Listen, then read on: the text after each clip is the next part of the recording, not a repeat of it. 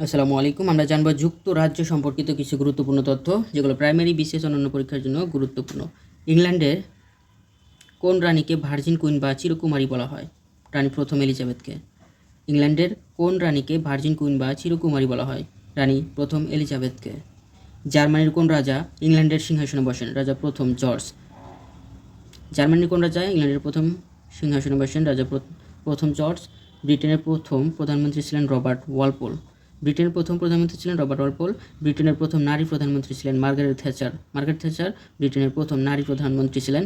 ব্রিটেনের প্রথম অশ্বেতাঙ্গ প্রধানমন্ত্রীর নাম ঋষি সুনাক। অশ্বেতাঙ্গ। ব্রিটেনের সবচেয়ে কম বয়সী তথা কনিষ্ঠ প্রধানমন্ত্রী ছিলেন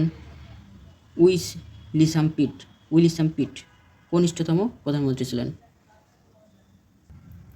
প্রথম বিশ্বযুদ্ধের সময় ব্রিটেনের প্রধানমন্ত্রী ছিলেন হেনরি অ্যাসকুইথ।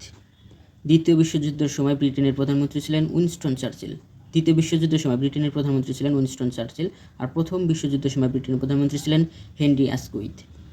ইউরোপের লৌহ মানবী বলা হয় ব্রিটেনের প্রথম নারী প্রধানমন্ত্রী মার্গারেট থ্যাচারকে, তবে ইউরোপের ক্রাইসিস ম্যানেজার বলা হয় অ্যাঞ্জেলা মার্কেলকে। প্রথম লৌহ মানবী বলা হয় হচ্ছে নারী প্রধানমন্ত্রী মার্গারেট থ্যাচার। যুক্তরাজ্যের পার্লামেন্টের নাম উচ্চ কক্ষের নাম হাউস অফ লর্ডস আর নিম্ন কক্ষের নাম হাউস অফ কমন্স। ভিডিওটি ভালো লাগলে অবশ্যই একটি লাইক দিবেন, চ্যানেলটি সাবস্ক্রাইব করে সাথেই থাকবেন। ইংল্যান্ডে শিল্প বিপ্লব সংঘটিত হয়েছিল অষ্টাদশ শতাব্দীতে। মূলত 1750 থেকে 1850 খ্রিস্টাব্দে ইংল্যান্ডে শিল্প বিপ্লব সংঘটিত হয়েছিল। ইংল্যান্ডে ম্যাগনা কার্টা স্বাক্ষরিত হয় 1250 সালে। ব্রিটিশ শাসনতন্ত্রের বাইবেল বলা হয় ম্যাগনা কার্টাকে। ইংল্যান্ডের কোন রাজার আমলে ম্যাগনা কার্টা স্বাক্ষরিত হয়? রাজা জনের আমলে।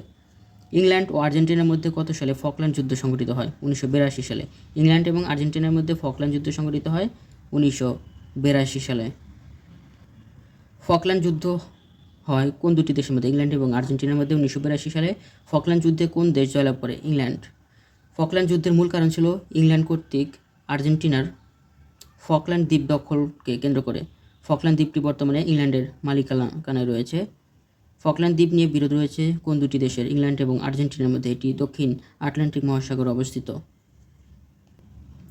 ইংল্যান্ড ও ফ্রান্সের মধ্যে শতবর্ষব্যাপী যুদ্ধের সময়কাল হচ্ছে 1337 থেকে 1453 খ্রিস্টাব্দে। ইংল্যান্ড এবং ফ্রান্সের মধ্যে শতবর্ষব্যাপী যুদ্ধের সময়কাল 1337-1453।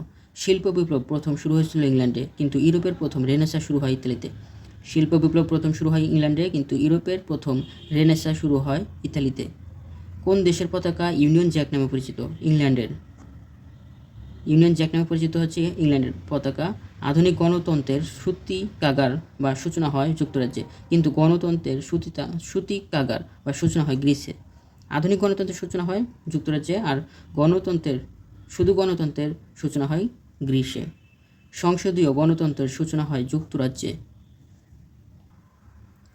ভিক্টোরিয়া ক্রস কোন দেশের সর্বোচ্চ খেতাব? যুক্তরাজ্যের। ইংল্যান্ডের সবচেয়ে পুরনো ও ধনী উপনিবেশ কোনটি? বারমুডা। জাহাজ নির্মাণ শিল্পে সর্বাপেক্ষা উন্নত দেশ যুক্তরাজ্য। আর্টিকেল 19 কি? যুক্তরাজ্য ভিত্তিক একটি মানবাধিকার সংগঠন। ধন্যবাদ সবাইকে এতক্ষণ সাথে থাকার জন্য। সকলের জন্য শুভকামনা রইল। আমার জন্য সবাই দোয়া করবেন।